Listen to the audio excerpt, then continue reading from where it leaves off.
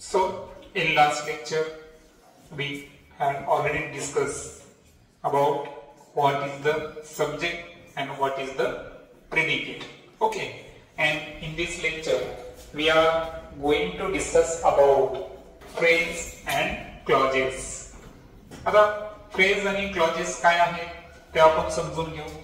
phrase ची जी definition किंवा त्याला रिलेटेड जे पॉइंट्स आहेत की फ्रेजला आयडेंटिफाय कसं करायचं तर पहा फ्रेज जे आहे ना इट मेक सेन्स म्हणजे त्यामुळे थोडासा अर्थ लागतो पण पुढे दिलेला excuse but not complete sense म्हणजे एखाद्या वाक्यामुळे थोडासा सेन्स म्हणजे काही गोष्टीची माहिती होते पण पूर्णपणे सेन्स होतं का नाही मग त्याला काय म्हणायचं आपण फ्रेज.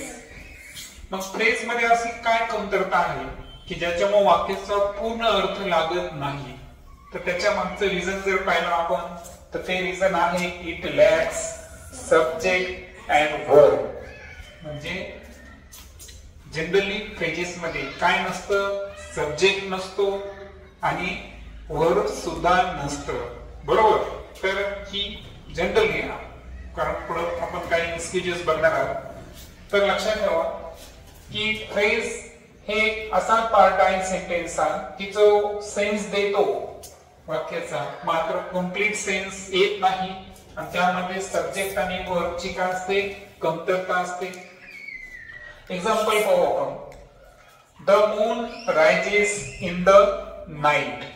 आता हा जो पोर्शन आपण घेऊ इन द नाईट हा जो एवढाच पार्ट घेतला मी या सेंटेन्स मधला the moon rises in the night की चंद्र रात्री उगवतो. ओके आता यामधला फक्त मी एवढाच पोर्शन घेतला in the night. In the night जे आहे रात्री सेन्स झाला पण कम्प्लीट सेन्स आहे का नाही. इन द नाईट मध्ये कुठेही सब्जेक्ट वर्ब वगैरे आहे का नाही. दॅट्स व्हाय हा जो अंडरलाईन पार्ट आहे याला आपण काय म्हणायचं काय म्हणायचं it is a phrase. The bird sat on a tree यामधलं मी फक्त एवढाच पोर्शन घेतो की पक्षी झाडावर बसलेले आहेत मात्र मी पोर्शन कोणता घेतला वाक्याचा फक्त on a tree. On a tree sense आहे पण कम्प्लीट सेन्स आहे का नाही. It lacks subject and verb that's why it is a phrase. It was a sunrise of great beauty यामधला मी एवढाच पोर्शन घेतो of great beauty.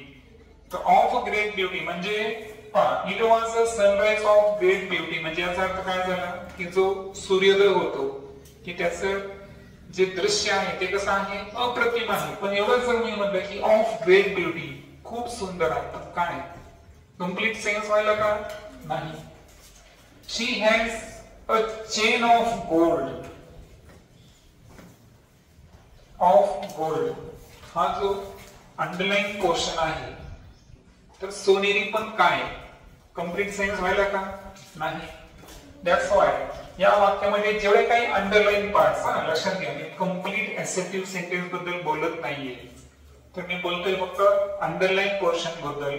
In the night on a tree of great beauty of gold हे जे सर्वच्या सर्व underline parts आहेत या सेंटेन्सचं वैशिष्ट्य आहे यामुळे सेन्स होतं सेंटेन्स संदर्भात पण कम्प्लीट सेन्स होत नाही जर एवढाच पोर्शन आपण घेतला असेल तर.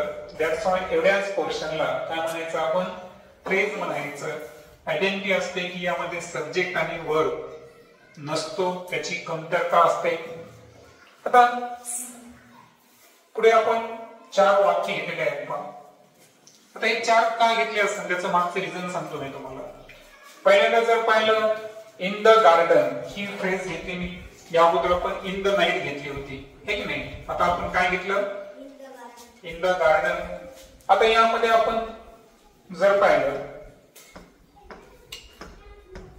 तर इथे इन हे काय माहितीये का हे आहे प्रिपोजिशन. काय आहे तर याला आपण प्रिपोजिशनल फ्रेज म्हणायचं. काय म्हणायचं याला आपण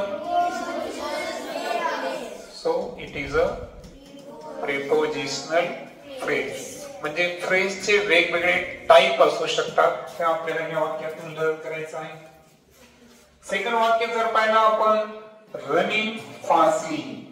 आता यामध्ये जो वर्ब आहे तो कोणता आहे? रन.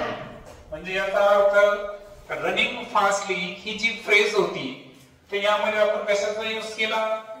वर्बचा यूज केला. So it is a verbal phrase. काय ही वर्बल फ्रेज म्हणून आपण याला. Clear? A huge mountain. Huge हे काय आहे?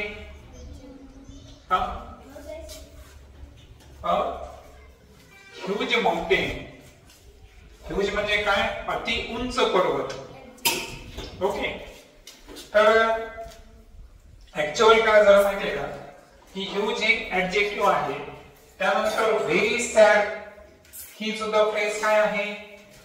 ऍडजेक्टिव्ह आहे. मात्र यामध्ये तुम्ही काय फोकस करा म्हणते का यामध्ये माउंटेन आलेला आहे. काय आहे?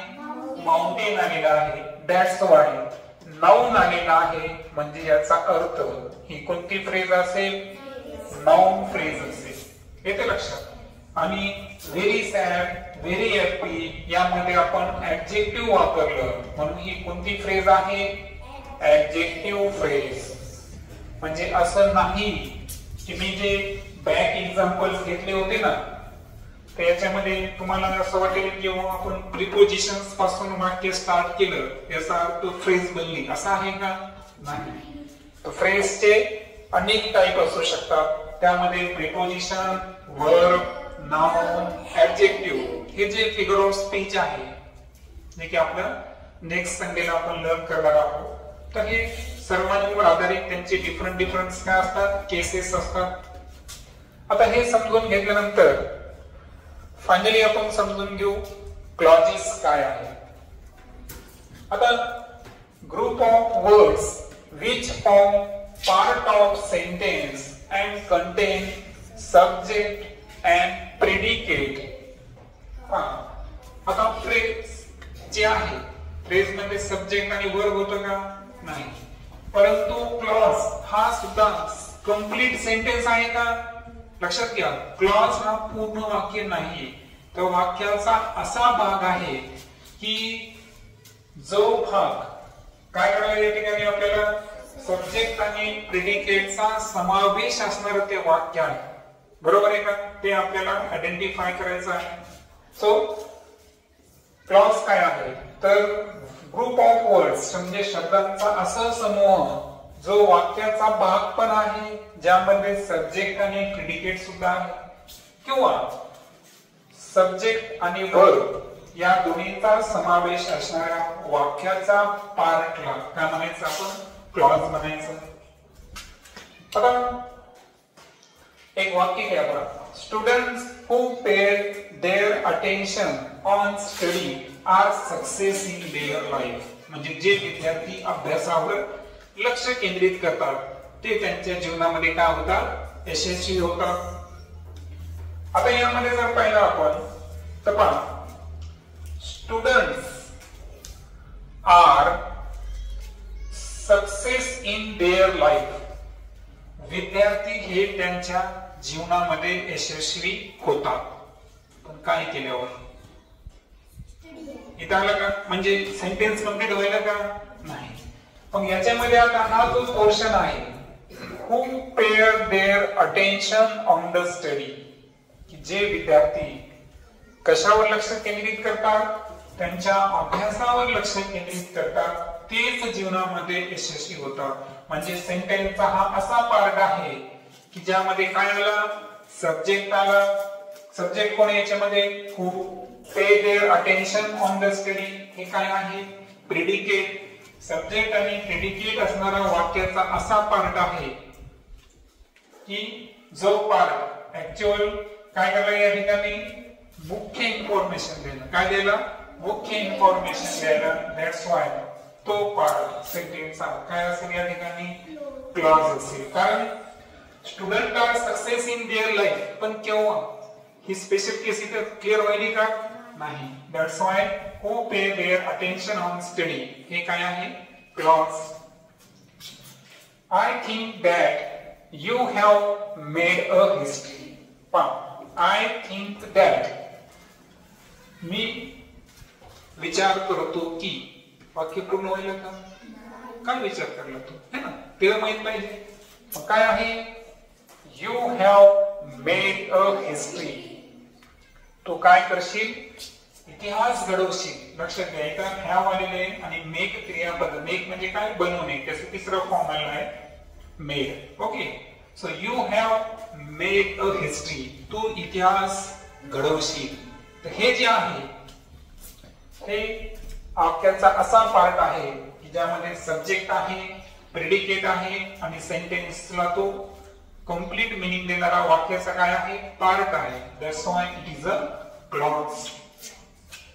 शी has a chain which is made up of gold. आता एक लक्षात घ्या आपण थोडस बॅकला येऊ. एक वाक्य आपण पाहिलं होतं का she has a chain of gold. यामध्ये काय शब्द होता फक्त ऑफ गोल्ड. जर आपण घेतलं तर हे काय झालं या ठिकाणी फ्रेज बनली. पण त्याच वाक्याला थोडस एक्सटेंड केलं पहा. शी हॅज अ चेन हे ऍज इट इज आहे. पहा मागच्या वाक्यामध्ये काय होतं फक्त ऑफ गोल्ड होता. यामध्ये ऍडिशनल काय म्हणलं बरं विच इज मेड अप. हा एक का पोर्शन वाढला. हे पोर्शन वाढल्यामुळे पहा विच इज मेड अप हा पोर्शन वाढला म्हणजे याच्यात काय आलं बरं विच काय आहे सब्जेक्ट. रिमेनिंग सेंटेन्स काय आहे प्रेडिकेट. सब्जेक्ट आणि प्रेडिकेट यांचं कॉम्बिनेशन हे फ्रेजला जोडलं गेलं ऑफ गोल्ड. या फ्रेजला काय गेलं जोडलं गेलं. That's why which is made up of gold हे काय असेल या वाक्यातील क्लॉज असेल. काय असेल म्हणजे तिच्याकडे जी चेन आहे है ना शी हॅज अ चेन. तिच्याकडे चेन आहे which is made up of gold जी कशाची बनलेली आहे सोन्याची बनलेली आहे. That's why which is made up of gold हा काय असेल यामधला क्लॉज असेल. We can not play while it is raining. आम्ही खेळू शकत नाही. का खेळू शकत नाही याचे रिझन तर माहित पाहिजे. Because while it is raining. पाऊस पडत असताना आपण खेळू शकतो का नाही. So while it is raining हे जे आहे हे काय झालं या ठिकाणी क्लॉज झाला. सो लक्षात ठेवा फ्रेज आणि क्लॉज मधला फरक. सेंटेन्सचा असा पोर्शन की जो सेन्स देतो पण कंप्लीट सेन्स देत नाही आणि ज्यामध्ये सब्जेक्ट आणि वर्ब नसतो त्याला म्हणायचं फ्रेज. आणि सेंटेन्सचा तो पार्ट की ज्यामध्ये काय आहे सब्जेक्ट पण आहे आणि प्रेडिकेट पण आहे त्याला म्हणायचं clause. So that's all information about phrases and clause. In our next lecture we will discuss about part of speech. Okay.